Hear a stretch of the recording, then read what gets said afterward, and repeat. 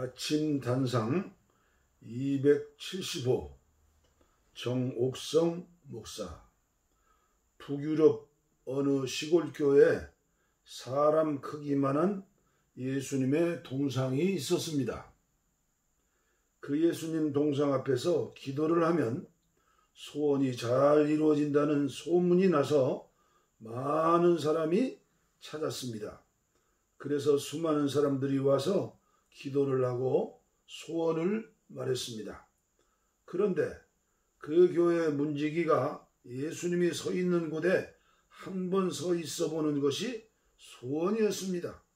그래서 예수님께 소원을 말하며 여러 날을 기도를 드렸습니다. 그러던 어느 날 진짜로 음성이 들렸습니다. 그래, 내가 하도 소원을 말하니 딱 하루만 너와 자리를 바꾸겠다. 그런데 나와 한 가지 약속을 해야 된다. 너는 누가 와서 어떤 행동이나 기도를 하든지 아무 말도 하지 말아야 한다. 다시 말하지만 절대 말하지 말거라. 알았느냐?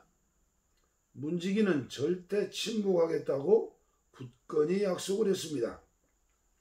그래서 어느 날 문지기는 예수님의 동상이 되었고 예수님은 문지기가 되었습니다. 문지기가 예수의 동상으로 서 있을 때 첫 번째 사람이 왔습니다.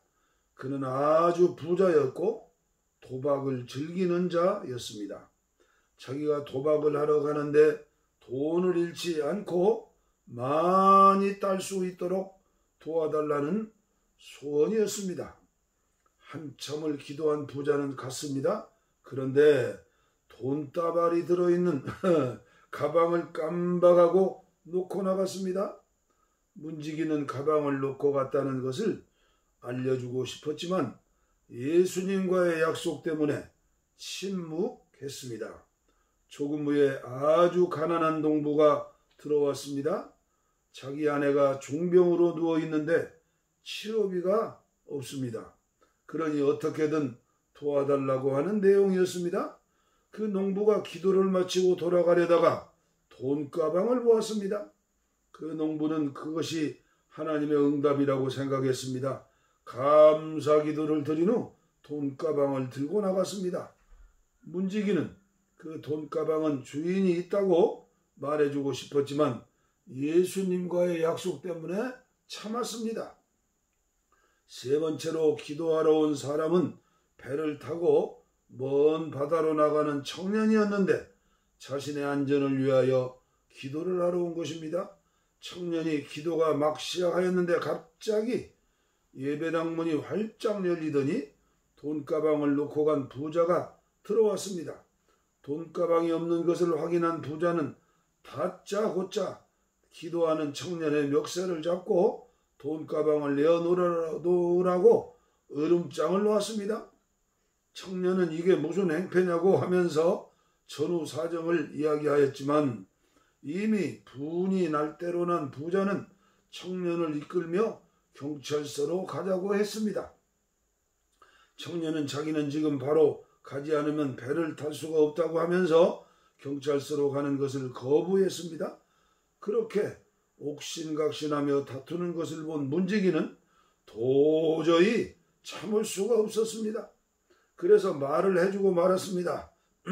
그래서 청년은 배를 타게 되었고 부자는 돈가방을 찾을 수 있었습니다. 그때 예수님이 노하신 음성으로 말씀하셨습니다. 너는 나하고 약속을 지키지 않았다. 그러니 내려오너라. 그러자 문지기는 말했습니다. 약속을 지키지 못한 것은 죄송하지만 그렇다고 예수님께서 화를 내실 정도로 잘못은 하지 않았습니다. 나는 잘못된 상황을 바로 잡아서 평화를 이루었을 뿐입니다.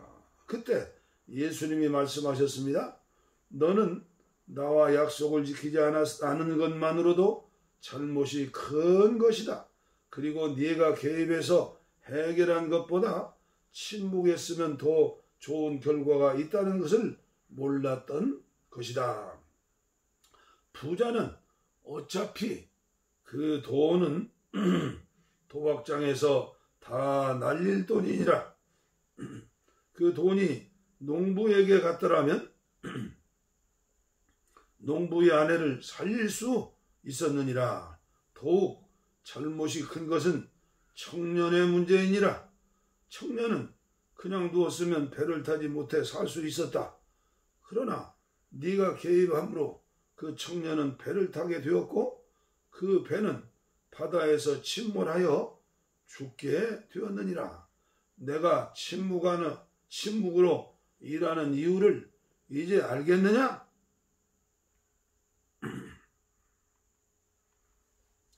인간들은 하나님의 침묵을 못 견뎌합니다. 인간이 하나님의 흉내를 낼 필요도 없습니다. 인간이 판단을 내릴 필요는 없습니다. 인간의 과도한 개입은 일을 그르칩니다. 원래 하나님은 침묵 중에 계십니다. 그리고 침묵 중에 일하십니다. 십자가에 예수님을 내어 버리실 때 하나님께서는 그렇게 침묵하셨습니다. 이 세상의 죄를 지고 예수님이 죽으실 때 하나님은 침묵하셨습니다. 하루살이 곤충도 들에 핀 잡초 하나도 하나님의 뜻이 있습니다. 서로 조화를 이루기에 서로에게 유익을 주고 하나님을 찬양하는 것입니다. 똑같이 감옥에 갇힌 어떤 사람은 감옥의 먼지나 열악한 환경을 헤아리며 불평하는 사람도 있고 어떤 사람은 밤하늘의 별을 세며 꿈을 꾸는 사람도 있습니다. 어떤 사람은 지난 과거의 불행과 실패, 일어나지도 않은 염려를 붙잡고 있고 어떤 사람은 하나님의 약속의 말씀을 붙잡고 기쁨을 보는 사람들도 있습니다. 신앙인이란 우리 삶의 먼지를 헤아리고 불평하고 절망하는 사람들이 아니라 밤하늘의 별을 헤아리며 새로운 희망을 붙들고 살아가는 사람입니다. 역사가 찰스 베어드는 꽃이 꿀벌에게 꿀을 빼앗기는 그 순간에도 하나님은 수정의 신비를 주신다고 했습니다. 밤이 어두울수록 하나님은 별을 더욱 빛나게 하십니다. 나는 특히 마크 밀러 교수가 작곡한 I believe 나는 믿네라는 노래에 큰 감명을 받았습니다. 그 노래의 가사는 1945년 독일 유대인 수용소 지하실 벽에 발견된 다음과 같은 낙서였습니다. 그 글은 어느 무명의 한 유대인이 죽음을 앞두고 벽에 쓴 글이라고 합니다. I believe in the sun even when it's not shining. 나는 태양이 비치지 않을 때에도 태양이 있는 것을 믿는다. I believe in love even when I don't feel it. 나는 사랑을 느낄 수 없을 때에도 사랑이 있는 것을 믿는다. I believe in God even when God is silent. 나는 하나님께서 침묵하실 때에도 하나님께서 살아계심을 믿는다. 고통 중에 부르짖는 욥의 기도도 침묵하시는 하나님께 부르짖는 내용입니다. 하나님은 내가 말씀을 드릴 때 귀를 기울여 들어주실 것이다. 그러나 동쪽으로 가서 찾아보아도 하나님은 거기 안 계시고 서쪽으로 가서 찾아보아도 하나님을 뵐 수가 없구나. 북쪽에서 일을 하고 계실 터인데도 그분을 뵐 수가 없고 남쪽에서 일을 하고 계실 터인데도 그분을 뵐 수가 없구나. 욥기 23장 6절로 9절 말씀이죠. 하박국의 기도도 불의한 일들에 대하여 침묵하고 계신 하나님께 부르짖는 절규입니다. 살려달라고 부르짖어도 듣지 않으시고 폭력이다 하고 외쳐도 구해주지 않으시니 주님 언제까지 그러실 것입니까?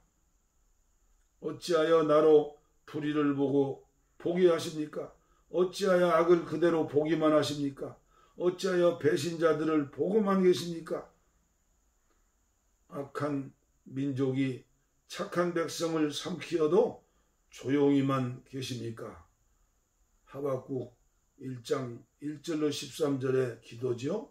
우리는 너무 호들갑을 떱니다.